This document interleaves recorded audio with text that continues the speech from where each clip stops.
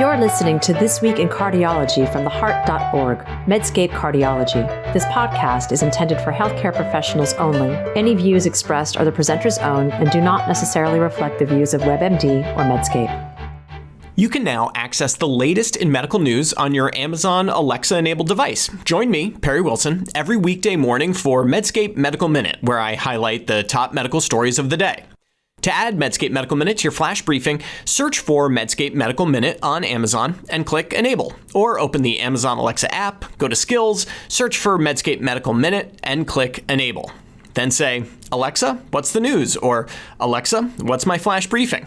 I hope you'll join us. Hi everyone, this is John Mandrola from theheart.org Medscape Cardiology, and this is This Week in Cardiology for June 21st, 2024, Summer Solstice.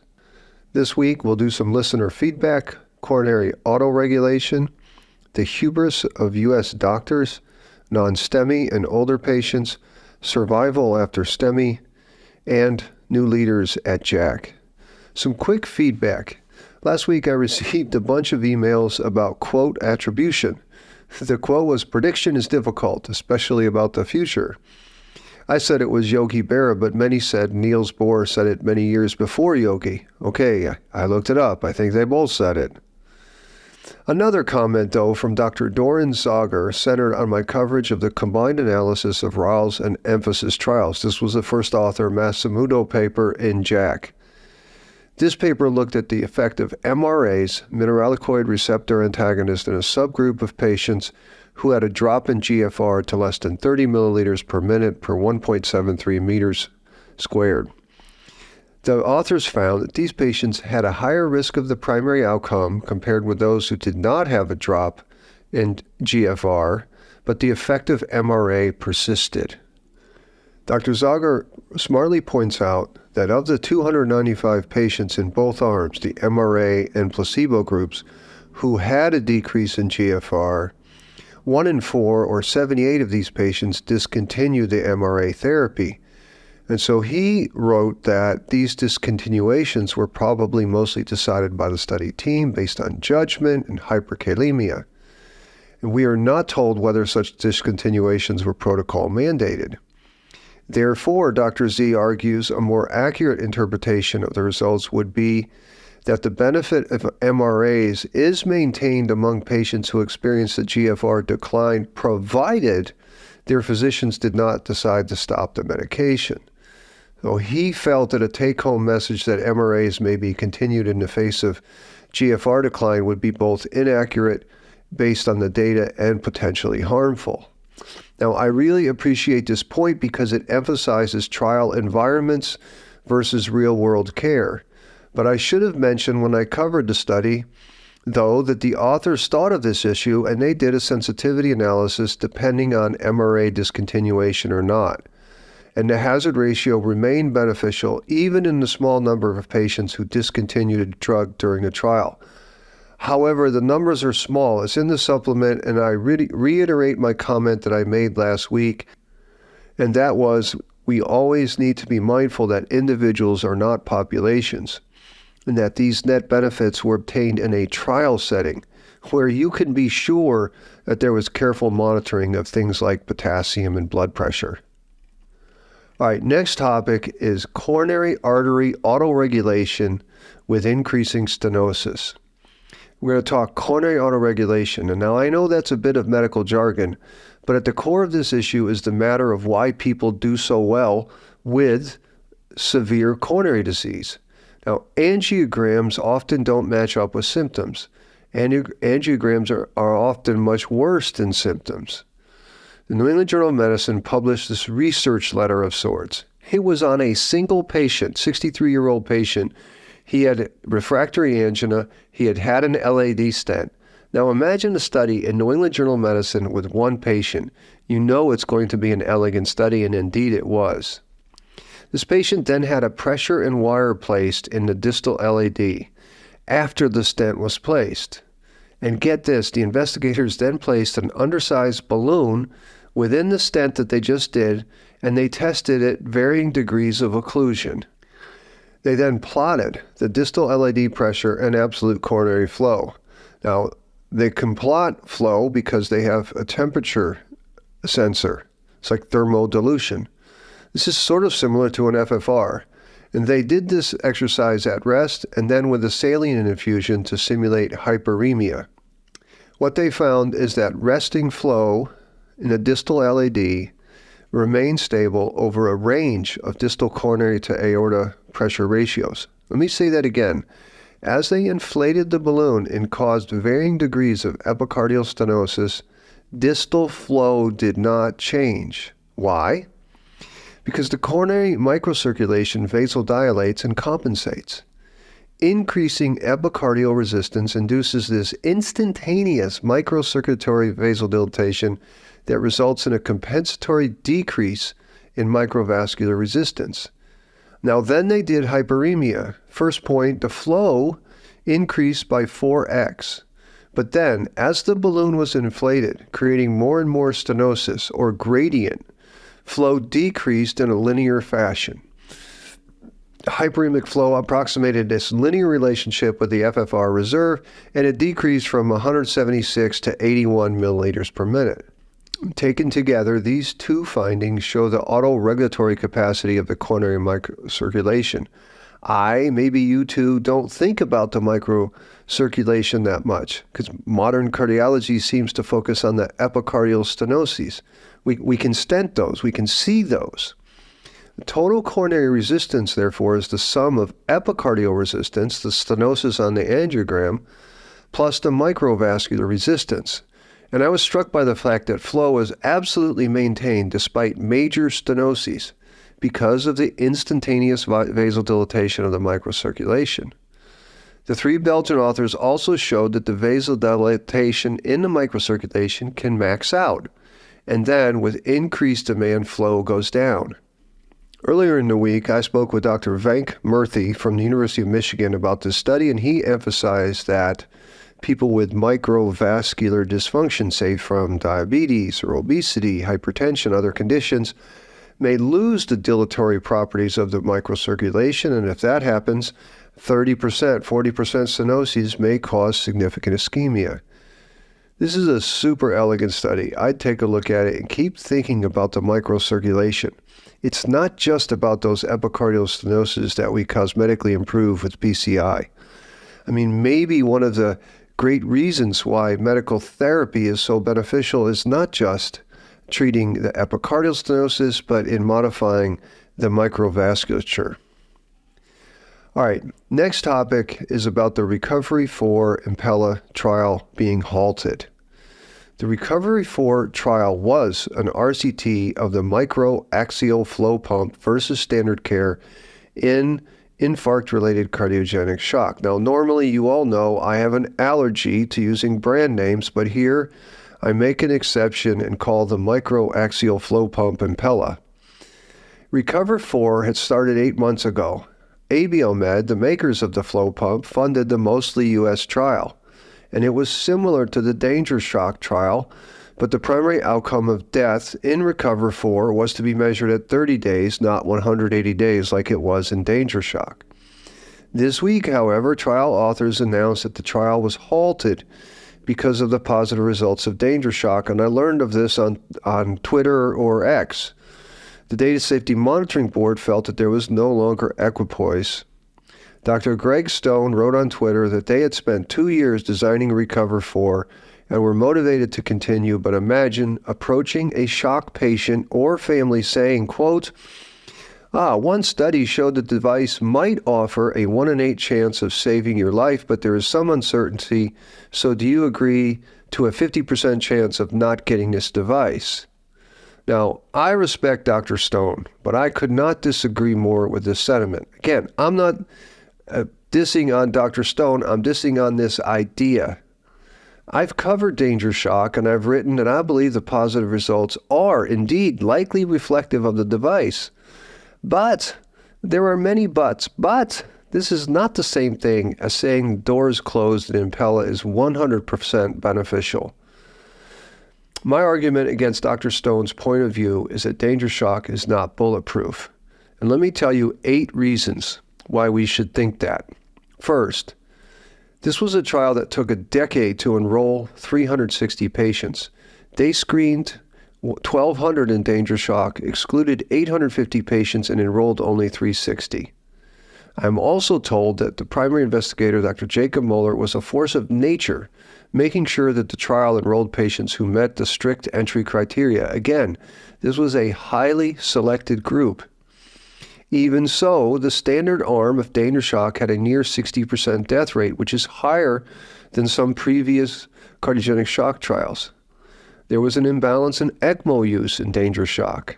The p-value of danger shock was 0.04. The fragility index was only 4 events. Now, Dr. Stone, in his comment, refers to a 1 in 8 chance the Impella reduced death. That comes from an absolute risk reduction of 12%. But again, with this few patients and a p-value of 0.04, it could all be noise. Also, I think really important is that at 30 days, there was clear overlapping of the Kaplan-Meier curves. RECOVER-4 was going to measure its endpoint at 30 days. And finally, explain this to me. I don't understand this. In the as-treated analysis of danger shock, the risk reduction did not meet statistical significance. So if the Impella effect was bulletproof, you'd expect the as-treated analysis to be more robust, not less, than the intention-to-treat analysis. Seriously, friends, I am so frustrated with this decision and the entire device acceptance situation in cardiology. I find it sad.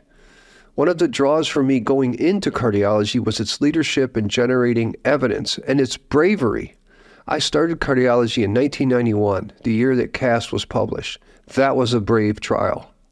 In my view, key opinion leaders like Dr. Stone and the PIs and the DSMBs are academics.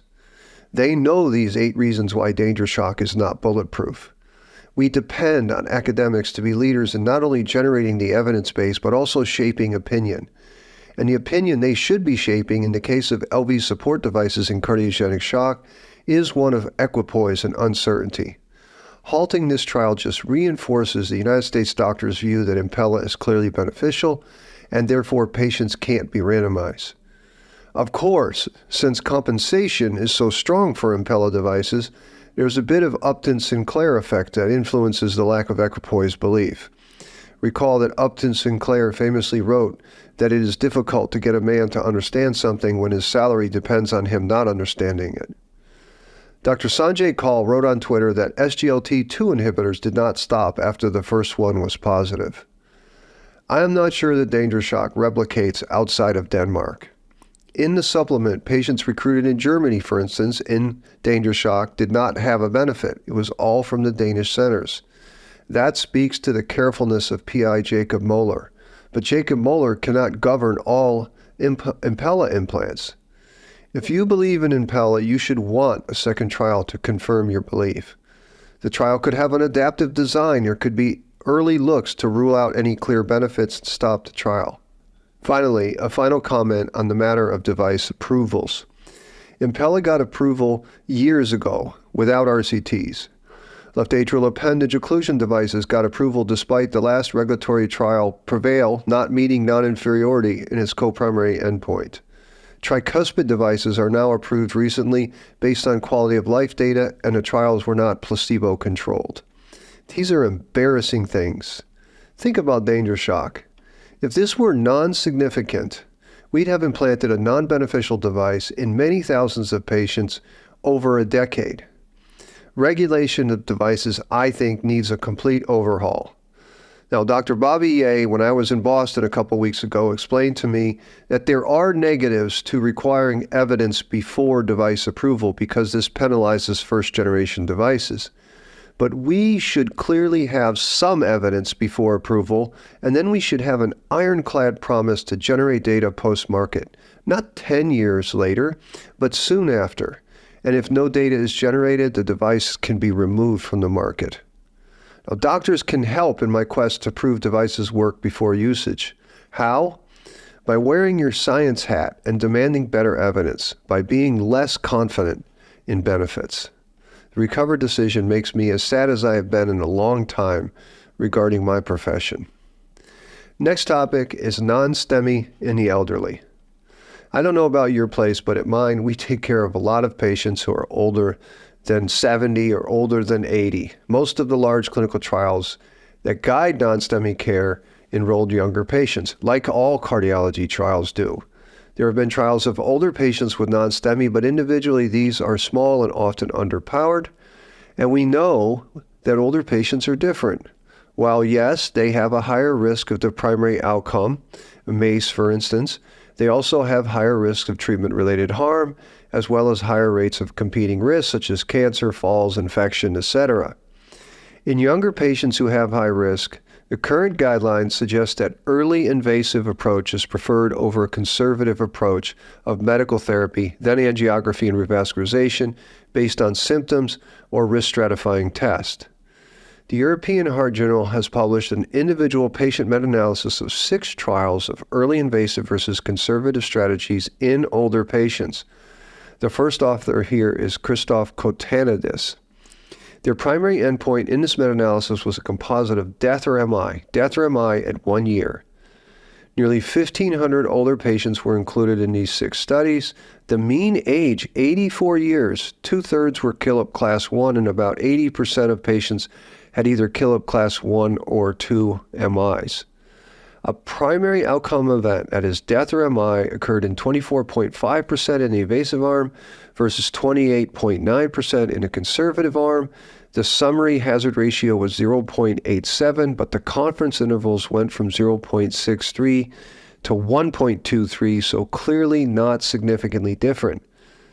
They used a random effects analysis. However, one curious thing, which I don't totally understand yet, is that in the supplement, the summary hazard ratio using a fixed effect model found a similar hazard ratio of 0.82, but much tighter confidence intervals, and the upper bound now is 1.00, so quite close to being significant. They also found no differences in CV death or stroke. The individual components of non-fatal MI and repeat revascularization were lower in the invasive arm. The authors also looked at subgroups based on things like age, sex, diabetes, previous PCI, and found no clinically relevant heterogeneity. One exception might have been positive versus negative troponin presentations of the non-STEMI. Here, the immediate strategy looked better, but there were so few negative troponin cases, I don't think you can say much about any heterogeneity in this effect. The authors concluded that there was no evidence was found that routine invasive treatment for non-ST elevation acute coronary syndrome in older patients reduced the risk of composite all-cause mortality and MI within 1 year compared with the conservative management. However, they write, there is convincing evidence that invasive treatment significantly lowers the risk of repeat MI or urgent revascularization, and they say that further evidence is needed from ongoing larger clinical trials, and indeed there is an ongoing larger clinical trial called Senior Rita from the British Heart Foundation. Okay, my comments. This looks to be a strong meta-analysis. One observation is that they used a random effects model in comparing the trial results. However, using a fixed effect, the results of the primary endpoint were close to statistical significance. They write that random effect models are often considered preferable to fixed effect models as they account for inherent variability and heterogeneity among studies, and they feel that this provides a more realistic and generalizable estimation because it allows for the possibility that true treatment effects may vary across studies due to the diverse patient populations, different methodologies, or other underlying factors. Look, I am a student of statistics, but I have read that there is debate about the application of fixed versus random effects, and I can't say which. I will link to a great discussion on Professor Frank Harrell's discussion board called Data Methods. Either way, though, this combination of 6 studies with individual patient data find no clear advantage of the early invasive strategy. Death, CV death, stroke are no different. Yes, MI is reduced, but the effect is not enough to drive CV death or all-cause death. That makes sense, right? Because recurrent MI has become a pretty poor surrogate marker. And here I should remind listeners of a very important paper from David Brown when he was in St. Louis. In 2021, in JAMA Internal Medicine, first author Kevin O'Fee, they meta-analyzed 144 trials of more than 1 million patients and found that non-fatal MI fails as a surrogate for all-cause or CV death. Now, this is especially true in more recent times because it's nearly impossible to present with any ischemic event and not have a high-sensitivity troponin bump. Now, as for the outcome of urgent revascularization or just revascularization, I find this a ridiculous endpoint in these trials because it will always be higher in the conservative arm, right? The conservative arm of these trials is not medicine only. It is initially medicine, then risk stratification. Many patients with non-STEMI managed conservatively will have revascularization based on recurrent ischemia or risk stratification, and that's part of the conservative strategy. So revascularization is always going to be higher in the conservative arm. So overall, I like this meta-analysis because it highlights the all-important issue of heterogeneous treatment effects. Yes, the seminal trials of invasive versus conservative management do show benefits to invasive in higher risk patients, but these are higher risk younger patients. Older patients are inherently higher risk, but older patients also have higher rates of adverse effects from the treatment and they have more competing risks. As such, in this analysis, there was no obvious benefit from invasive approaches, at least routinely. So, most importantly, if a patient with non-STEMI earns their label as higher risk based on age, we should not apply standard guideline-directed early invasive approaches routinely. This meta-analysis finds no obvious benefit from the early invasive approach, and for me, when that is the case, conservative strategies are generally the preferred one. Okay, next topic. Speaking of MIs not being a great surrogate endpoint, JACC has published an observational study that reveals quite good news and is highly interesting.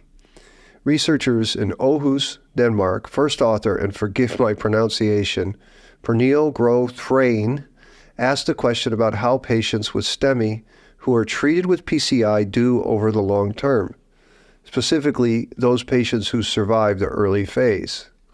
Now, this group used the Denmark registry to find first-time PCI-treated patients who had a STEMI. That's the treatment arm. They then matched these patients by age and sex to 5 individuals from the general population. So this gives them a treatment group of about 19,000 patients who had a first-time STEMI and PCI versus 94,000 from the general population. And here are the results when they compared these two groups. STEMI was associated with a 6% absolute increase in mortality at 30 days. It was like 6% versus 0.2%, and the hazard ratio at 30 days was actually 36x. From 31 to 90 days, though, the excess mortality was higher, but it was only 0.9 versus 0.4%, so here the hazard ratio is only 2.4x. But for 90-day survivors of STEMI, the absolute excess mortality was only 2% higher at 10 years. Here, at 10 years, it was 26.5 versus 24.5%, and the hazard ratio was only 1.04, so only 4% higher. And when you look at the Kaplan-Meier curves after 90 days, they're nearly identical with only a small divergence at about 8 years. So my comments. This is pretty darn amazing. It's a huge testament to modern cardiology. Both PCI and secondary meds are the likely drivers. Second comment, this is a good use of observational data. The authors are not making causal comparisons of two non-random groups. Rather, they are describing outcomes and comparing these outcomes to the general population. Third comment, we've sort of known that PCI-treated STEMI survivors who take their meds do well, or at least we suspected it because it's common to see patients with a distant history of STEMI and PCI. Now we can tell those patients who survive PCI and stent that if they take their meds and they pursue a Aarhus-like lifestyle, they can expect nearly the same lifespan as patients who did not have a PCI. Fourth comment, there is some sobering news from this observation. Scientifically, that is. While we have transformed the condition of MI for most patients, it makes it harder to show gains with any newer therapies.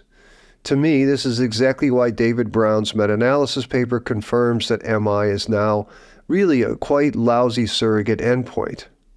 And composite endpoints of trials are driven by things like urgent revascularization or non-fatal MI are going to be inherently weak.